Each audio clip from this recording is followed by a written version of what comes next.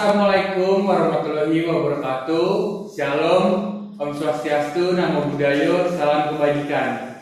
Halo teman-teman semua, akhirnya ketemu sama gue Suga dan Niki di Sewaktu Podcast.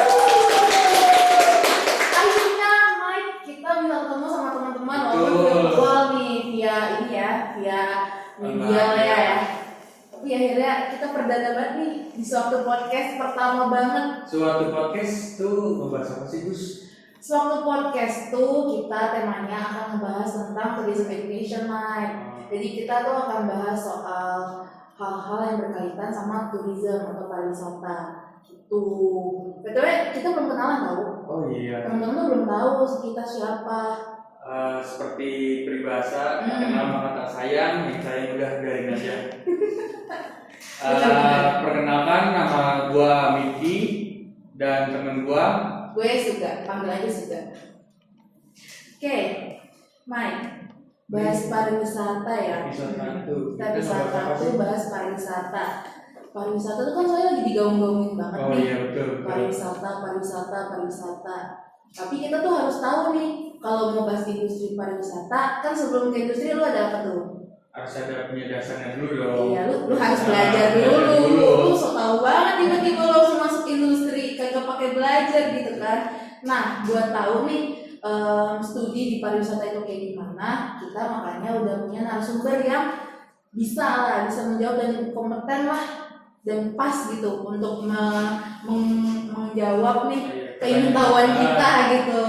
Nah, kita tuh udah punya narasumber di sini, salah satu dosen dari Fakultas Pariwisata Universitas Pancasila Jakarta. Kalau boleh tahu siapa sih istrinya? Siapa? Ayo. Dosen langsung ini. aja lah kita perkenalan. Pokoknya beken deh di Fakultas Pariwisata, langsung aja. Halo Pak Made. Halo Pak Made. Suga, halo Miki. Iya Halo Pak. Pak, apa kabar Pak? Baik. Oke. Gimana Pak? Kabarnya masa-masa new normal ini Pak? Ada kesibukan apa? Mungkin bisa diceritain. Ya, di rumah sibuk, di kampus sibuk. Kayaknya Pak Made emang orang sibuk ya. Aduh, kita gabung aja Pak ngobrol-ngobrol kayak gini. Jangan Bapak udah ada rapat sama menteri di mana kan? Aduh. Terlalu stretch ya jadwalnya Pak Made ini. Bapak udah makan belum? Tuh Bapak jaga kesehatan ya. Ya, masih udah. Udah Pak, ngopi udah?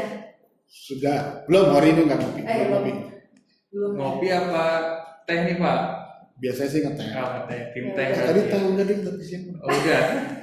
Pisang gorengnya belum Pak udah. Nah, itu dia. Nah, komplementarinya belum. Oke, Pak Made. Pak, kalau misalkan nih lagi situasi corona kayak gini, gak cuma dari situasi corona sih, sebenarnya tahun-tahun sebelumnya kan nih udah booming ya soal pariwisata nih, pariwisata lah, jalan-jalan segala macam, dan juga udah banyak kan ya model-model berwisata tuh yang udah booming juga di masyarakat. Macam-macam lah. Nah sebenarnya pariwisata itu sendiri apa sih Pak? Iya kan kalau saya tuh tahunya pariwisata tuh udah jalan-jalan doang Pak, nyampe tempat tujuan yang penting tuh. Dari rumah kemana lu biasanya? Biasa sih sukanya nonton bola. Ke rumah, ke Senayan. tempat bola, jalan. Iya. Itu pariwisata bukan tuh Pak? Ya, sebenarnya pariwisata memang berhubungan dengan jalan-jalan ya. Jadi awalnya memang ilmu, ya kalau bilang tentang jalan-jalan karena pariwisata itu kan kegiatan berpergian ya dari tempat asal menuju tempat yang lain. Gitu ya. Nah, selama bagaimana dia sebelum berangkat, selama di perjalanan sampai di tujuan, kemudian bagaimana dia kembali, itu semua itu menjadi kajian pariwisata.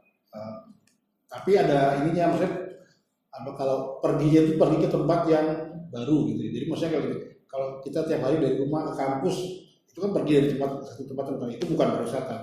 Tapi kita pergi dari rumah ke mana, misalnya ke Lampung, belum pernah ke Lampung, atau kita ke Amerika, nah, itu kan ke tempat yang baru, lingkungan yang baru. Nah itu yang baru kita bisa kategori pariwisata.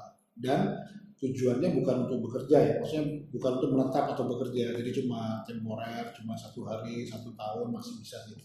Tapi bukan untuk kayak transmigrasi, itu bukan pariwisata. Berarti untuk senang-senang doang ya Pak, bisa dibilang kayak gitu. Awalnya untuk senang-senang, tapi sekarang orang menuntut lebih dari pariwisata, nggak cuma untuk senang-senang awalnya ya. Dan juga tempat-tempatnya itu atau lokasi yang akan dituju itu yang di luar dari keseharian ya Pak? Iya. Lingkungan Teman Jadi keseharian. di luar keseharian. Kalau dulu sih ada kaku, jadi harus beda apa ya, beda wilayah, beda misalnya kayak beda kota gitu atau beda negara. Tapi kalau sekarang yang penting pergi ke ini, jadi misalnya dari Jakarta Timur ke Jakarta Selatan tuh bisa gitu ya. Tapi asal tujuannya dan ngapain. Nah, kalau lu keseharian lu main bola, pergi ke tempat bolamu itu bukan, Man. Kan Ya. di luar dari keseharian. Itu latihan bola namanya. Itu latihan. Nah, Pak, kalau misalkan kalau kita bahas secara ilmu nih Pak, ilmu pariwisata itu sebenarnya udah lama atau memang baru-baru ini juga sama para akademisi itu Pak Kan dikaji? Bapak tadi sempat nyinggung tuh tentang ilmu pariwisata ini. Jadi Bisa. ilmu pariwisata itu kan semacam ilmu terapan ya, dia bukan ilmu murni seperti matematika atau bahasa atau kimia misalnya gitu ya. Jadi ini gabungan dari berbagai macam ilmu gitu ya. Kalau di Indonesia ilmu ini baru berkembang atau baru dikembangkan gitu ya, resmi dikembangkan masuk dalam salah satu ininya oleh Kementerian Pendidikan dan Kebudayaan itu baru tahun 2008. Sebelumnya lebih sifatnya yang di pendidikan yang vokasi atau diploma gitu ya. Kalau di luar negeri sudah berkembang lebih lama, jadi udah mungkin sekitar mau 70-an, 80-an lebih serius. Jadi awal-awalnya kan dulu orang belajar geografi atau sosiologi atau antropologi kan itu banyak melibatkan jalan-jalan juga kan. Jadi awalnya dari situ akhirnya berkembang menjadi ilmu sendiri itu mungkin tahun 70-an, 80-an baru ini bahwa pariwisata ini perlu dipelajari sendiri, bukan bagian dari itu. Jadi tapi memang kalau di Indonesia kita agak lambat mengakui sebagai ilmu gitu ya. Jadi baru benar-benar ditinjau dari sisi akademis itu baru mulai 2008. Sebelumnya kita lebih banyak yang pendidikan pariwisata itu sifatnya yang keterampilan. Jadi sekolah perhotelan itu kan banyak gitu ya, sekolah perhotelan, di Indonesia kalau sekolah perhotelan yang di Bandung itu sebenarnya malah sekolah perhotelan tertua di Asia Tenggara sebetulnya. Tapi itu tadi sifatnya masih banyak kan keterampilan gitu ya, bukan yang kajian di keilmuan gitu ya. Nah, kalau kajian keilmuan udah berkembang lebih dulu di Eropa awalnya, kemudian baru ke Amerika juga, di Asia juga ini. Tapi kalau Indonesia emang kita agak terus terang menurut saya agak sedikit ini ya, berkembangnya agak tapi sudah bagus karena emang makin lama dunia pariwisata membutuhkan, tadinya cuma butuh keterampilan, tadinya lama-lama membutuhkan kajian yang lebih serius, bagaimana ngatur arus kedatangan wisatawan, bagaimana mengurus dampaknya, mengatasi manajemennya. Itu nggak bisa kalau cuma iseng-iseng gitu ya. Maksudnya dulu kan pariwisata itu hanya kayak semacam kegiatan yang sambil waktu gitu ya. Oh, iya. Jadi Mengisi waktu luang. Jadi ngurusnya juga kayaknya main-main aja, nggak serius, nggak khusus ngurusin pariwisata. Jadi mungkin kalau Sabtu Minggu saya ngurusin pariwisata, hari Senin sampai Jumat saya ngurusin yang lain gitu. Nah, makin lama nggak bisa begitu, makin lama urusannya makin ribet karena melibatkan banyak pihak. Akhirnya perlu kita ada satu kajian khusus tentang ini, manajemen khusus tentang pariwisata, ya dari sisi manajemennya, dari sisi dampaknya, dari semacam-macam. Nah itu yang mendorong muncul berkembangnya ilmu pariwisata, termasuk juga peta persaingan pariwisata karena kan banyak orang Indonesia termasuk salah satu yang bersaing dengan negara lain ya, untuk menarik wisatawan. Nah itu untuk bisa bersama bersaing itu perlu orang-orang yang ya itu bisa bisa mengelola. Nah itu makanya dasar kebutuhan itu makanya muncullah akhirnya 2008 secara resmi ilmu pariwisata boleh dibuka lah gitu ya dia ini kan. Baru kemudian muncul program-programnya satu pariwisata. Sebelumnya kan kita program-program sifatnya diploma gitu. Jadi kalau diploma sebenarnya di Indonesia udah lama termasuk yang tertua tadi kan. Tapi kalau yang secara akademis tadi kita baru mulai tahun tadi 2008 dibuka dan kemudian termasuk Pancasila itu termasuk salah satu universitas pertama yang membuka program S1 pariwisata di Indonesia. Kalau yang lainnya universitas negeri, jadi di Udayana, di Gajah Mada, sama di STP Bandung gitu ya, itu kan istilahnya negeri semua. Yang swasta yang pertama ya kita ini. Gitu. Jadi kalau ini ya kayak gitu. Nah, jadi itu tuh sejarah awalnya ilmu pariwisata di Indonesia. Nah, terus sebenarnya tuh Bapak nggak ini ya, maksudnya udah lama ilmunya itu udah ada lama, tapi kalau misalkan di Indonesia sendiri memang baru diakuinya 2008 ya Pak. Jadi kalau dulu sarjana pariwisata kalau di Indonesia itu Jarang ada para sarjana pariwisata, apalagi yang master atau doktor. Kalaupun ada pasti lulusan dari luar negeri. Karena memang di sini sendiri belum ada kan. Jadi orang di sini memang rata-rata ya itu tadi lulusan diploma tadi. Tapi karena mereka belajar lagi dengan pengalamannya, akhirnya jadi master, jadi maksudnya pinter juga gitu. Jadi pakar ya Pak. Jadi pakar. Tapi kalau yang benar-benar belajar akademik rata-rata dulu ya pasti lulusan luar negeri semua, lulusan Inggris atau lulusan, kalau dulu banyak kita kan belajar ke Inggris atau Swiss ya, Prancis juga. Tapi setelah sekarang baru nih banyak nih kita melahirkan sarjana, master, magister udah ada, sekarang program doktor S3 juga sudah ada. Untuk pariwisata. Untuk Pak. pariwisata. Wah, Keren. Sampai tahap udah sampai S3 loh. Wah, mantap banget. Lalu kalau misalkan tadi ada diploma ya Pak, untuk pariwisata itu jenjangnya ada diploma, dan sekarang kalau di Fakultas Pariwisata Universitas Pancasila Jakarta sudah ada S1. Nah itu apa tuh Pak bedanya? Ya jadi kalau dari sisi pendidikan itu kan ada kayak dua jalur ya, jalur vokasi dan jalur akademik kira-kira gitu ya. Nah, jalur vokasi itu yang lebih dulu kita kenal sebagai jalur diploma ya, diploma 1, diploma 2, diploma 3, diploma 4 gitu ya. Itu jalur vokasi. Nah, kalau jalur vokasi itu ya banyak mengembangkan keterampilan dan keahlian gitu ya. Jadi terampil masak, terampil guiding, terampil menata kamar, biasanya untuk yang lebih sifatnya teknis-teknis. Jadi juga praktikumnya juga karena butuh keterampilan, tentu saja praktikumnya besar porsinya, jadi bisa sampai 70% gitu ya. Nah kebalikannya kalau di akademis lebih bahkan teori itu mungkin praktikumnya mungkin malah sedikit porsinya, mungkin cuma kurang dari 30%, sisanya lebih sifatnya teoritis, karena tadi yang pengen dikelola adalah tadi pola pikirnya atau kemampuan daya analisanya gitu. Jadi kalau di akademis kita berusaha menganalisa problem solving dari isu-isu fenomena pariwisata. Kalau ada masalah seperti ini gimana kita harusnya itu, jadi lebih ke itunya lah, ke apa ya tadi problem solving atau analisanya, jadi bukan keterampilannya, itu bedanya. Nah sebetulnya dua jalur ini kalau dari vokasi kan dari D1 sampai D4 gitu ya. Kemudian kalau dari diploma kalau yang akademik ya S1, S2, S3.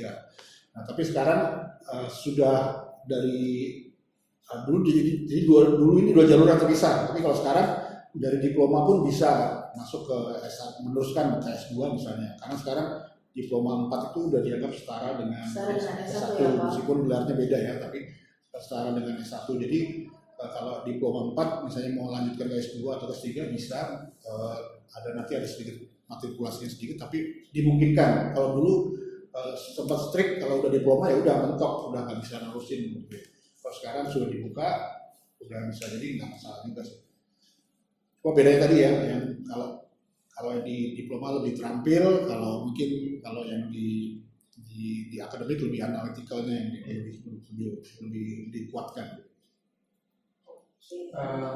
Kan tadi Pak Made udah cerita tentang sejarah pariwisata, terus perbedaan.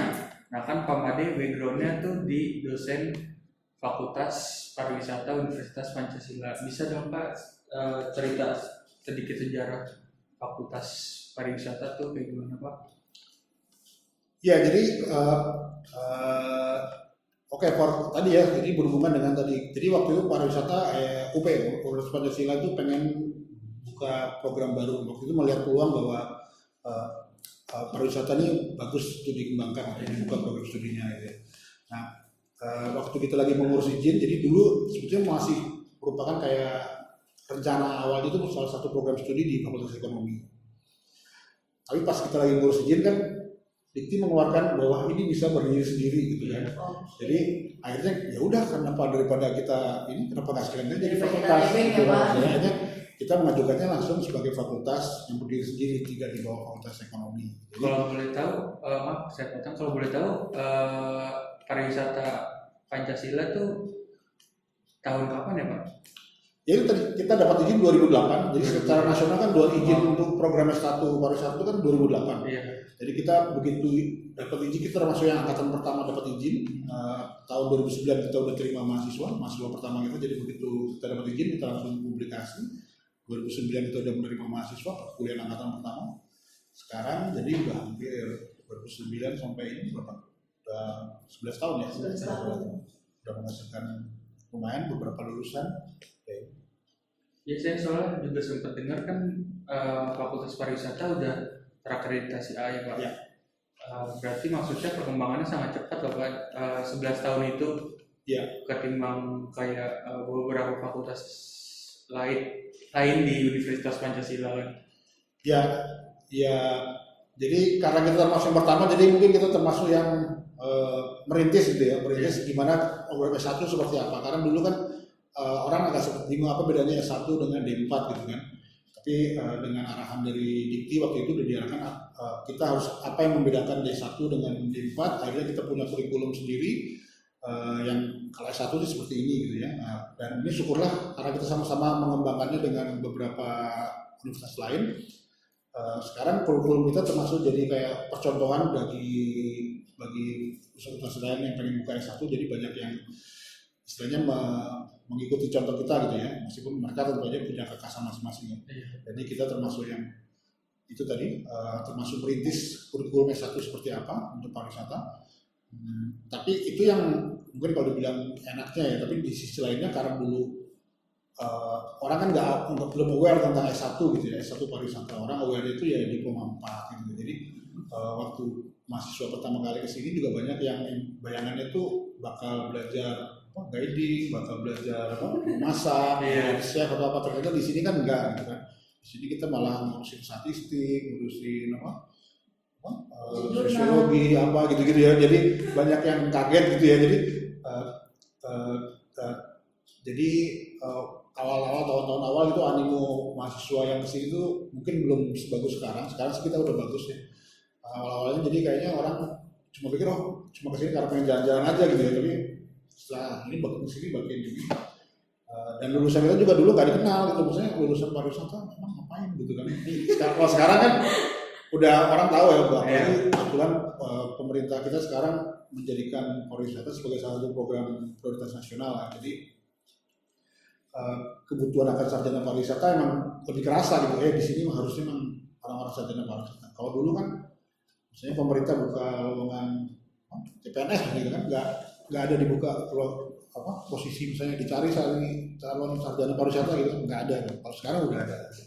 Jadi itu setelah itu buku perjuangan 11 tahun tadi sih. Sekalinya ada diisi sama orang yang bukan ahli pariwisata ya Pak. Ya, tapi memang itu uniknya pariwisata ya. Pariwisata itu kan tadi multidisiplin ya, kita bukan ilmu murni tadi. Jadi sebenarnya dari ilmu lain semua bisa masuk ya. Apalagi ilmu ekonomi banyak kita, ilmu ilmu sosial, ilmu antropologi, sosiologi, ilmu hukum pun bisa, psikologi. Jadi kenapa banyak sarjana lain juga bisa terjun ke pariwisata itu bisa dipahami, dan tinggal kita yang harus menguatkan benar-benar nilai pariwisata kita gimana gitu. Seperti itu. Nah, kalau tadi kita udah bahas-bahas soal jenjang kuliah ya, D4 dan S1. Kalau misalkan di Fakultas Pariwisata Universitas Pancasila Jakarta nih Pak, nantinya perkuliahan itu akan berjalan seperti apa sih Pak? Apakah kita akan terus-terusan baca-baca buku-buku, jurnal-jurnal, atau misalkan kita juga perlu juga praktek keluar gitu Pak? Jalan-jalannya juga. Lu selalu notice jalan-jalannya deh Pak. Ya, kan biar otak tuh refresh. Oke. Ya, jadi kita prinsipnya kan mempelajari pariwisata dari berbagai macam sudut pandang gitu ya. Jadi dilihat dari sisi hukum tadi, dilihat dari sisi sosiologi, dari sisi manajemennya seperti apa. Jadi kita mempelajari pariwisata dari semua aspek itu. Tapi tentu saja kalau yang kita pelajari, karena ini kegiatan pariwisata tadi ada kegiatan yang berhubungan dengan destinasi, berhubungan dengan atraksi, berhubungan dengan perpergian. Tentu saja kita untuk bisa mengenali fenomena-fenomena itu kita juga harus istilahnya kalau ya harus ke lapangan lah, atau kalau mungkin kalau di tempat lain kita harus praktikumnya gitu. Kalau praktikum pariwisata itu apa ya? Praktikumnya ya kita kunjungan ke destinasi, karena di sanalah sebetulnya lab kita. Jadi kita ke desa wisata misalnya, pengen tahu kegiatannya seperti apa, itu kan desa wisata itu lab kita gitu. Di sana ada wisata pantai misalnya, itu sudah lab kita. Jadi kalau yang bayangan kalau lab di sini mungkin cuma yang fisik mungkin cuma lab bahasa gitu ya, lab untuk pemetaan atau apa gitu. Tapi lab kita sesungguhnya itu justru adanya di destinasi. Makanya kita setiap semester selalu ada program untuk kunjungan ke destinasi untuk biar nggak baca bukunya aja tapi ngeliat di lapangan seperti apa. Karena yang aslinya kan gitu. Yang harus dilihat kan yang di lapangan ya Yang di Pak. lapangan gitu. Jadi setiap tahun kita mestinya ada turun ke lapangan, tapi bedanya itu tadi mungkin kita nggak sepenuhnya jalan-jalan. Kita ke lapangan bukan untuk jalan-jalan, tapi kita untuk belajar gitu loh. Jadi sambil bawa questionnaire, sambil bawa apa gitu ya, sambil bawa catatan ininya apa. Jadi kalau orang nggak sekedar main-main aja, mungkin bedanya sama orang lain gitu. Ya ada mainnya, tapi ada catatannya kita harus bawa, ada laporan yang harus dibuat. Betul. Berarti sebenarnya belajar pariwisata tuh menyenangkan banget ya Pak, bisa turun langsung begitu ke tempat-tempat destinasi, Ya, ketemu orang-orang baru lagi. Ya tapi tentunya harus ingat tugasnya juga dong, gak cuma jalan-jalan aja ya kan ya Pak. ya menyenangkan ya karena itu tadi ya sifatnya dinamis, kita banyak berpergian, tapi juga sebenarnya ada beberapa yang harus orang harus siap juga kalau kerja di pariwisata atau belajar atau ini pariwisata. Bahwa pariwisata itu kan kegiatan yang ada yang bilang musiman, juga ada beberapa yang sifatnya melayani. Pertama musiman itu kan ada hari ramai, ada hari sepi gitu ya. Jadi kalau pas libur Natal, libur tahun baru, libur Lebaran itu pariwisata penuh, penuh. Tapi ada juga yang hari-hari justru sepi. Kalau pas musim hujan apa banjir apa itu jadi sepi, bisa juga. Jadi itu kita juga itu. Terus hari Senin mungkin sepi, hari Minggu ramai. Nah kita nanti yang studi pariwisata juga harus begitu. Jadi kita harus fleksibel ya. Kadang-kadang ramai, kadang-kadang sepi, kadang-kadang harus justru banyakkan masuk hari libur bisa gitu ya. Justru bekerja di hari libur, semuanya di hari Minggu justru ke lapangan harus apa.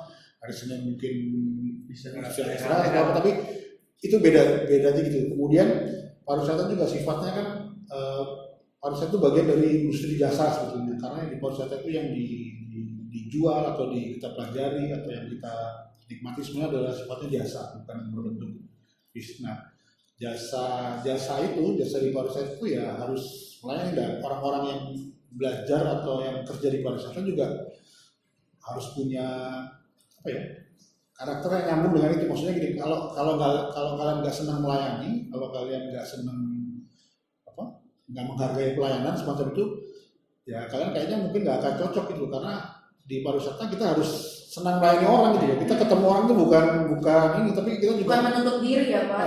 Suatu ketika kita justru akan melayani mereka.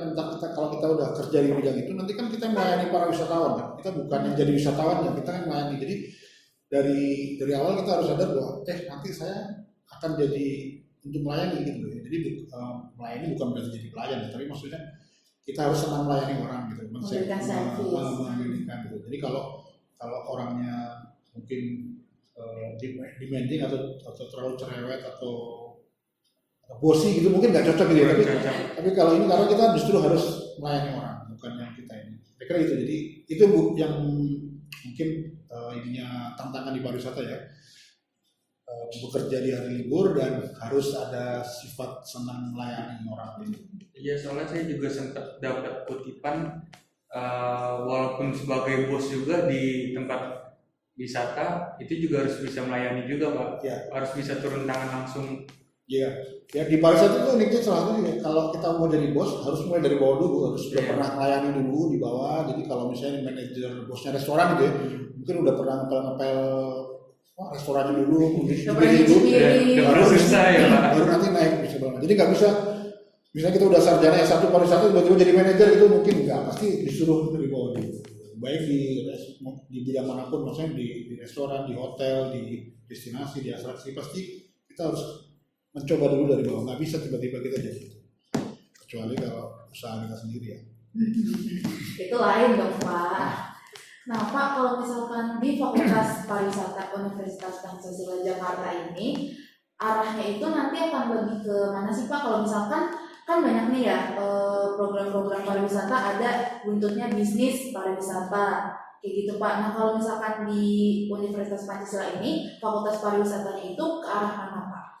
Ya jadi betul itu. Jadi setiap program studi setiap universitas harus punya kekhasan masing-masing gitu. Karena biar memudahkan persaingan gitu ya. Jadi kalau kita tahu keunggulan kita di mana gitu.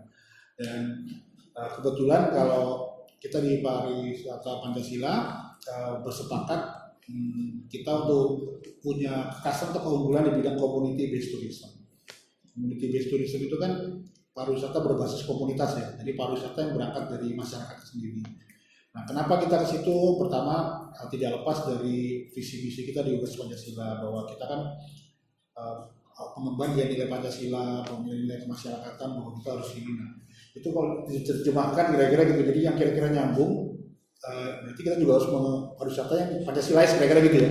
Dan itu kalau ini kan bahasa ininya jadinya yaitu community based, karena di situ kan ada masyarakat lah yang jadi pemain utama gitu ya. Jadi bukan bisnisnya, bukan, kalau saya kira bisnis udah digunakan oleh sesuatu lain, ada yang pendekatan bisnis, ada yang pendekatan budaya, ada yang pendekatan macam-macam lah. Nah, kita lebih tadi menguatkan bahwa pengembangan pariwisata melalui komunitas, jadi melalui masyarakat. Jadi kalau masyarakatnya terangkat, intinya kita pengen masyarakat yang menjadi pemain utama di pariwisata sebagai pemain utama. Jadi bukan dari masyarakat untuk masyarakat ya, lagi ya Pak. pariwisata yang dari masyarakat untuk masyarakat. Ya. Berarti itu yang dikembangkan di Fakultas Pariwisata ini. Ya, Arahnya akan ke situ. dikuatkan ke sana. Jadi kan Oke. di setiap kurikulumnya itu, jadi nilai-nilai itu ada. Jadi kenapa kita banyak program ke desa wisata, kenapa kita banyak program yang sekarang juga entrepreneurship yang juga yang oleh masyarakat lokal itu, karena tadi itu berangkat dari community based tadi. Ya. Community based ini sebenarnya luas ya, terjemahannya bisa diterapkan di desa, bisa diterapkan di perkotaan, bisa diterapkan di wilayah konservasi, misalnya untuk ekowisata di daerah kepulauan, Pulau Seribu atau apa, bisa. Jadi sebenarnya luas ya. Cuma tinggal siapa yang pegang peran utama, harus masyarakatnya. Kalau itu yang kita pengen ini kan, jadi kita pengen masyarakat jadi pemain utama, baik di kota maupun di semuanya, itu tetap wisatanya dikelola. Itu community base kita.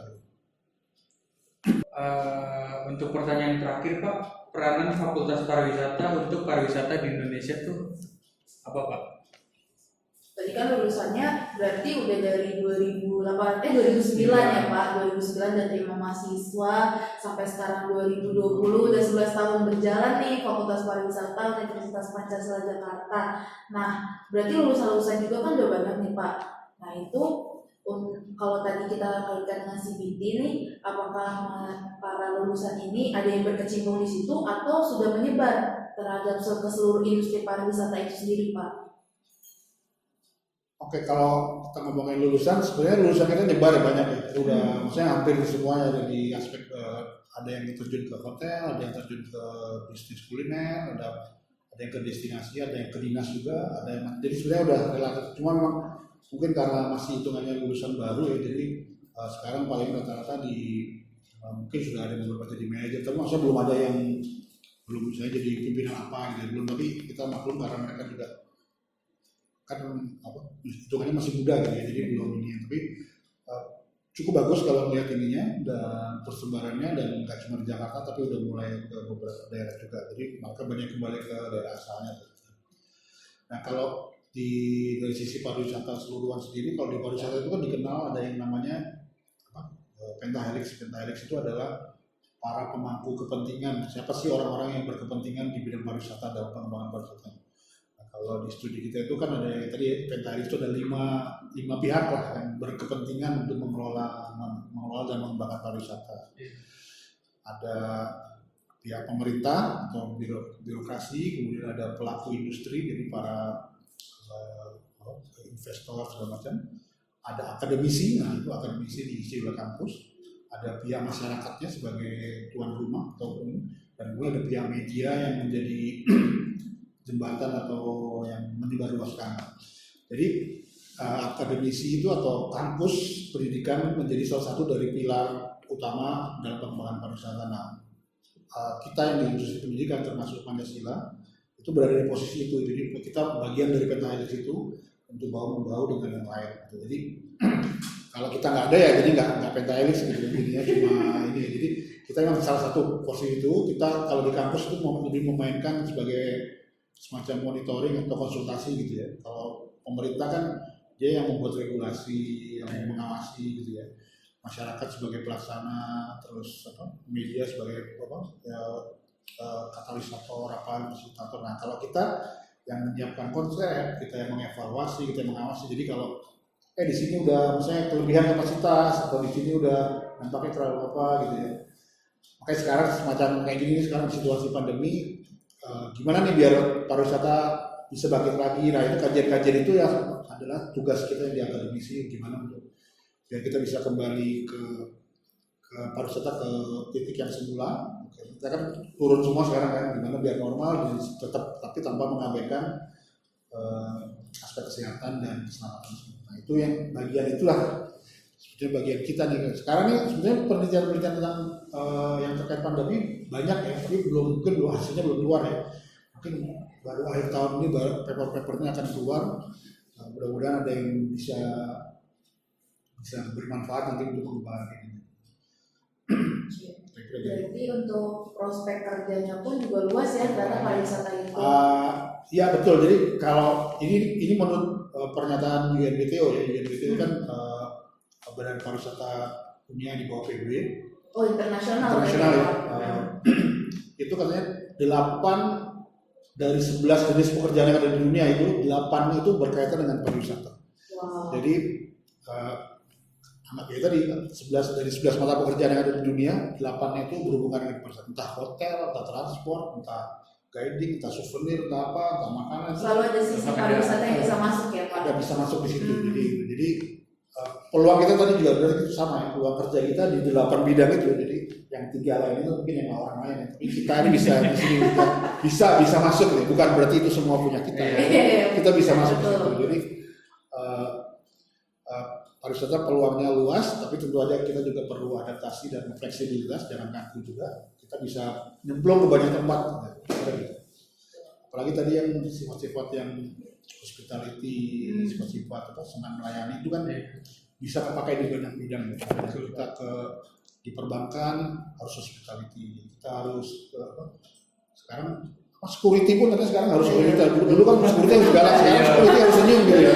Jadi itu ada nilai, jadi itu ya, nilai hospitality itu bisa diterapkan di banyak mana. Jadi kita yang harus fleksibel, tidak harus cuma jalan-jalan, bisa kemana-mana. Oke. Ternyata kuliah pariwisata itu menyenangkan ya, gaya apa sih nih pariwisata gitu, gaya apa, kayak hal yang baru banget ternyata juga enggak gitu. Nah Pak, kalau misalkan nih saya mau daftar ke Fakultas Pariwisata Universitas Pancasila Jakarta, saya bisa cari informasi di mana Pak? Ya paling gampang sih di websitenya ya, website Universitas Pancasila. Website. Univpancasila.ac.id gitu ya. Nanti itu ada nanti tinggal cari Fakultas Pariwisata, tinggal klik lengkapnya ada di situ. Kalau enggak kita juga ada di media sosial, di Instagram kita ada, tinggal cari fakultas ini, di Facebook juga ada, di Twitter kebetulan tidak aktif, tapi kira-kira itu 2 itu saya kira udah cukup. Di YouTube kita juga ada, tapi mungkin juga YouTube belum terlalu aktif. Nah yang sekarang ini yang baru podcast ya, benar juga Bapak. Oke Mike, ternyata kita udah penghujung perbincangan dengan Pak Made ya. Jadi kita tahu nih pariwisata itu seperti apa. Ternyata kuliah pariwisata menyenangkan, agak pusing. Ya pasti kayaknya semua sih lo mau kuliah di teknik juga agak menyenangkan, agak pusing, ini semua lah gitu. Tapi yang pusing semua lah pasti mahasiswa gitu kan. Oke. Jadi akhirnya kita udah di penghujung acara. Terima kasih banyak Pak Made atas ilmunya. Salam semangat and keep full service. Dan jangan lupa Mike, kita masih ada episode kedua di Sewaktu Podcast.